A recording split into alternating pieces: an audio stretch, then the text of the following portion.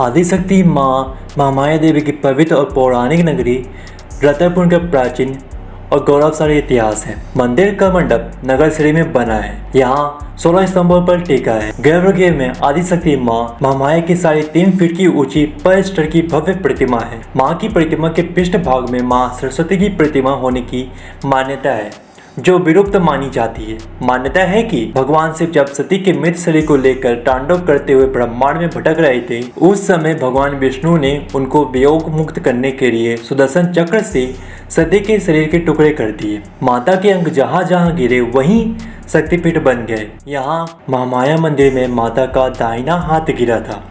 माना जाता है कि नवरात्र में यहाँ की गई पूजा निष्फल नहीं जाती। 1045 ईस्वी में राजदेव रतनदेव प्रथम मानीपुर नामक गांव में रात्रि में विश्राम एक वट वृक्ष पर किया। आधी रात्रि में जब राजा की आंखें खुली तो उन्होंने वृक्ष के नीचे अलौकिक प्रकाश देखा। वह यह देखकर चकित हो गए कि वहाँ आदिशक्ति श्री महामाया देवी की सभा चल रही थी। सुबह वह अपनी राजधानी तुमान खोर लौट गए और रतनपुर को अपनी राजधानी बनाने का निर्णय लिया। 1050 ईस्वी में श्री महामाया देवी का भव्य मंदिर निर्मित कराया। कहा जाता है कि जो इस मंदिर की चौखट पर आता है वह खाली हाथ नहीं जाता। महामाया मंदिर से पहले करते हैं भैरव बाबा के दर्शन। जो भी भक्त माता महामाया का दर्शन करने रतनपुर आता है, वह सबसे पहले महामाया मंदिर के कुछ दूर पहले स्थित भैरव बाबा के मंदिर पर रुक कर दर्शन करते हैं। भैरव बाबा की यह प्रतिमा प्राचीन है और इसकी ऊंचाई दिन प्रतिदिन बढ़ते जा रही है। महामाया देवी 3 रूपों में भक्तों को देती है दर्शन।